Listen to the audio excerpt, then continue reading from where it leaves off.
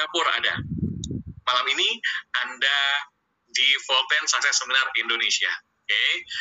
Nah, kemudian kalau Anda melihat di sini ada kantor kami. Kantor kami bentuknya seperti ini dan kita memiliki beberapa cabang.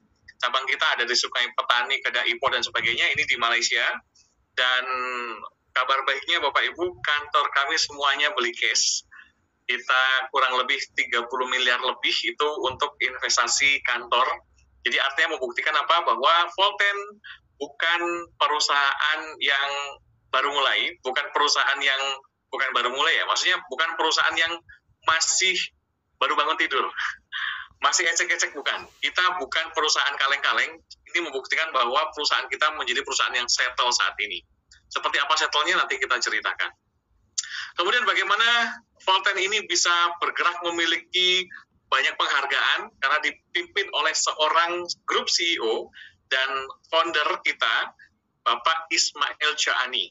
Nah, melalui tangan dingin beliau, Volten sudah memiliki banyak penghargaan. Ini salah satu penghargaannya, ada Outstanding National Entrepreneur Award 2018, kemudian ada juga penghargaan Medfol The World Excellent Award 2020. Nah, ini melalui tangan dingin beliau. Kabar baiknya Bapak Ibu, bicara CEO kita pun sudah memiliki penghargaan dari The Brand Laureate. Apa itu The Brand Laureate? Mungkin Anda baru pertama kali dengar tentang The Brand Laureate. The Brand Laureate ini dengan kategori World Best Brand E-Branding Awards. Kategorinya itu, dan The Brand Laureate ini adalah penghargaan yang diberikan untuk orang-orang yang memiliki dedikasi yang tinggi di dunia. Salah satunya ini mungkin Anda ada yang kenal dari gambar-gambar ini, siapa saja beliau mendapatkan. Ini membuktikan apa?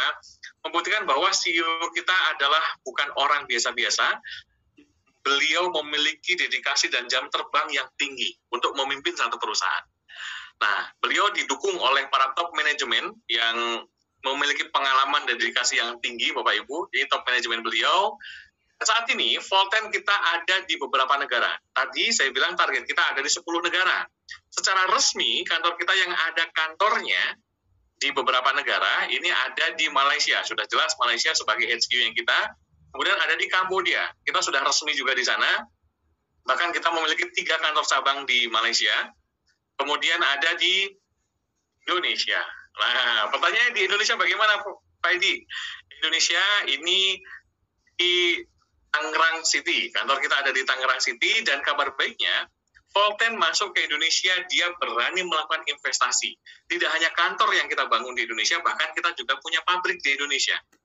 Karena untuk memenuhi kebutuhan produk di dalam negeri, perlu adanya pabrik di dalam negeri itu juga.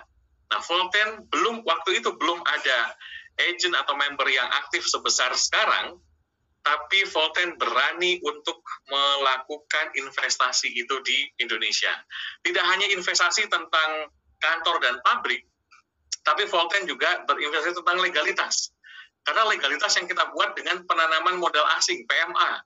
Kita tahu Bapak Ibu, untuk membuat PMA itu nilainya tidak kecil. Lebih dari 2 miliar harus diendapkan dananya untuk membuat satu perizinan PMA. Nah, selain itu, kita juga sudah melengkapi legalitas Bapak Ibu. Legalitas kita sudah lengkap, perizinan di Indonesia kita sudah lengkap. Selain itu, kita juga melengkapi dengan izin CUPL di Indonesia. Dari Kementerian Perdagangan kita sudah memiliki izin dan up-to-date perizinannya. Yang kedua, kita juga di Indonesia sebagai anggota AP2LI. Jadi kita sudah lengkap sekali, perizinan, legalitas semua kita sudah lengkap, kita sudah tinggal berjalan saja di Indonesia.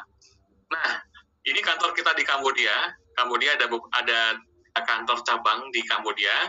Nah, bicara tentang Volten, sistemnya menggunakan apa? Sistem yang digunakan oleh Volten adalah sistem agen Netcommerce. Apa itu Netcommerce? Netcommerce itu adalah perpaduan antara networking dengan e-commerce. Loh, kok bisa? Kenapa seperti itu? Kita sama-sama tahu Bapak Ibu bahwa bicara networking, banyak orang yang berhasil merubah kualitas hidup yang jauh lebih baik lagi dari networking. Bicara e-commerce, sekarang hampir semua orang dipaksa untuk online semua. Oleh siapa? Oleh keadaan. Benar kan? Dari awal terjadinya pandemi COVID 2020 yang lalu, semua orang, bahkan rakyat dunia, dipaksa untuk online semua. Dengan melalui online itulah kita mau nggak mau harus bekerja. Dan akhirnya